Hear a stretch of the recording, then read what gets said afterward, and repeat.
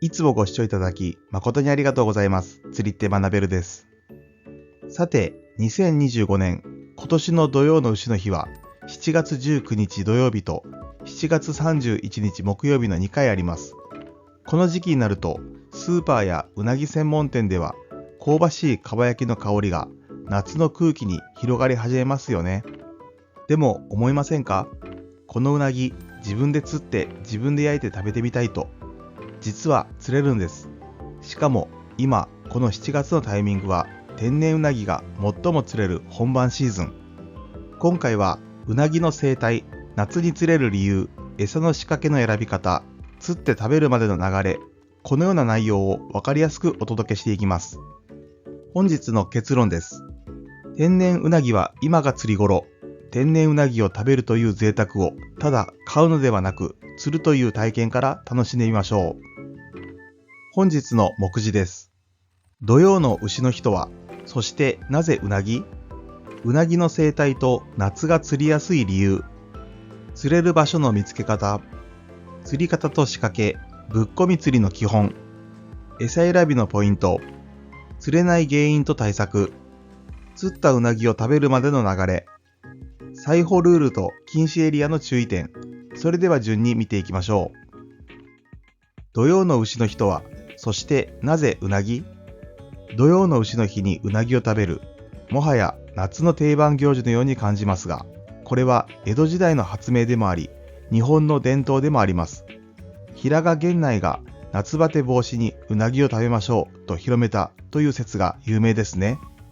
でも実際うなぎにはビタミン A、ビタミン B 群、DHA、EPA、タンパク質など疲労回復や滋養強壮に効く成分がしっかりと含まれています。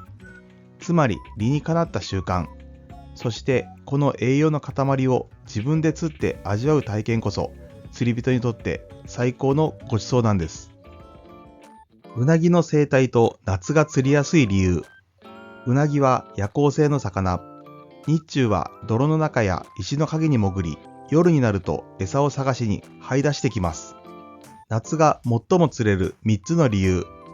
水温が上がることで活性が上がる。25度前後がベスト水温。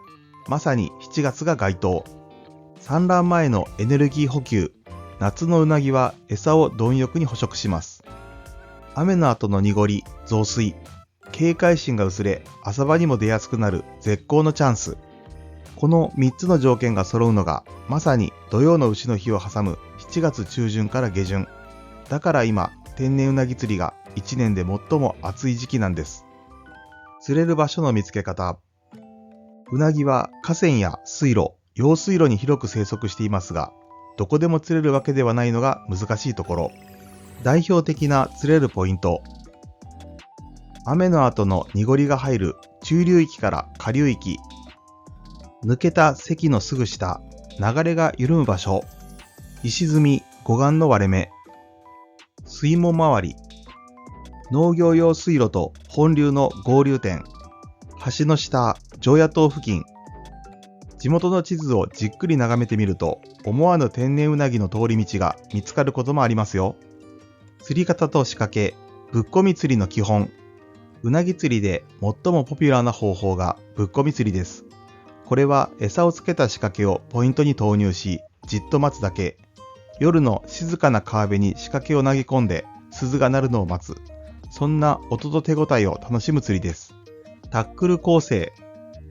竿、磯竿や投げ竿 2.7 メートルから4メートル。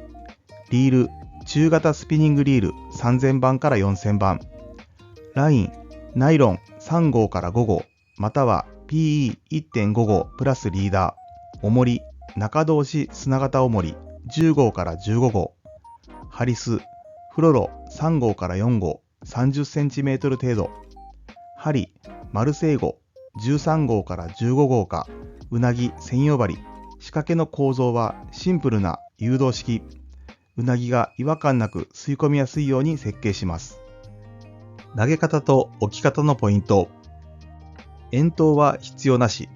岸木は1メートルから2メートルにそっと投げ入れる。ロッドホルダーか石で竿を安定させる。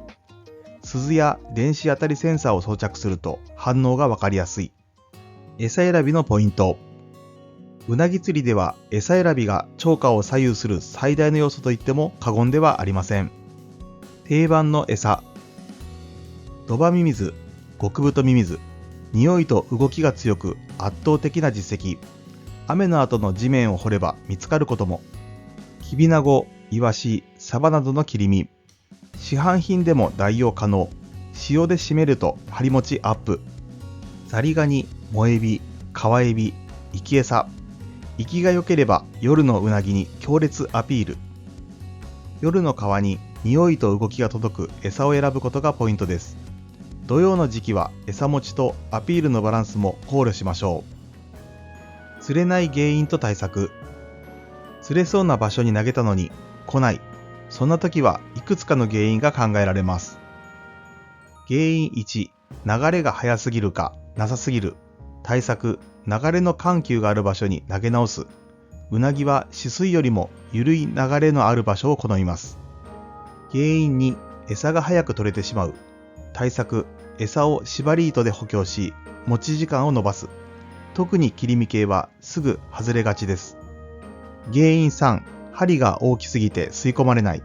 対策、13号前後のやや小針、細軸タイプを試してみましょう。小型うなぎでも違和感なく吸い込みやすくなります。釣ったうなぎを食べるまでの流れ。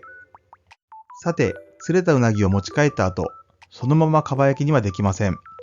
うなぎは非常に生命力が強く、泥抜き、生け締め、さばきの工程が必要です。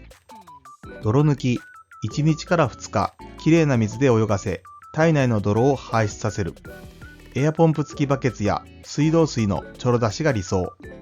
生け締め、さばき、背開きか腹開き、滑り止めの釘台があると便利。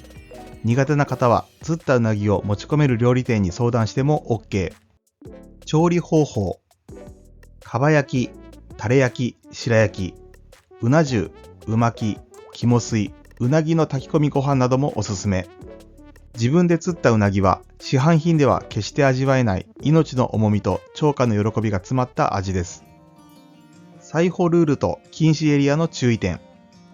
天然うなぎは近年資源保護の対象として重視されています。採捕禁止、立ち入り禁止の例。河川によってはうなぎ採捕禁止エリアが指定されている。禁漁期間、サイズ制限を設けている地域もある。一部の河口域では漁業権の対象となっており、違反すると法的罰則も。必ず確認しておくべきこと。各都道府県の内水面漁業調整規則、現地の看板や注意表示、漁協管理のエリアかどうか。ルールを守ることが天然うなぎという貴重な資源を守る第一歩。釣って良い場所で節度ある楽しみ方を意識しましょう。いかがだったでしょうか。自分で釣ったうなぎで土曜の丑の日を迎える。それは命をいただくという感謝の気持ちを釣りを通して深く感じられる最高の体験です。しかも夏はそのうなぎが最も釣れる季節。今動き出せばまだ間に合います。今年の丑の日は自分で釣って自分で焼いて自分で味わう。ぜひこの夏だけの特別な一日をあなた自身の手で作ってみてはいかがでしょうか。本日もご視聴いただき誠にありがとうございました。それではまた次回の動画でお会いしましょう。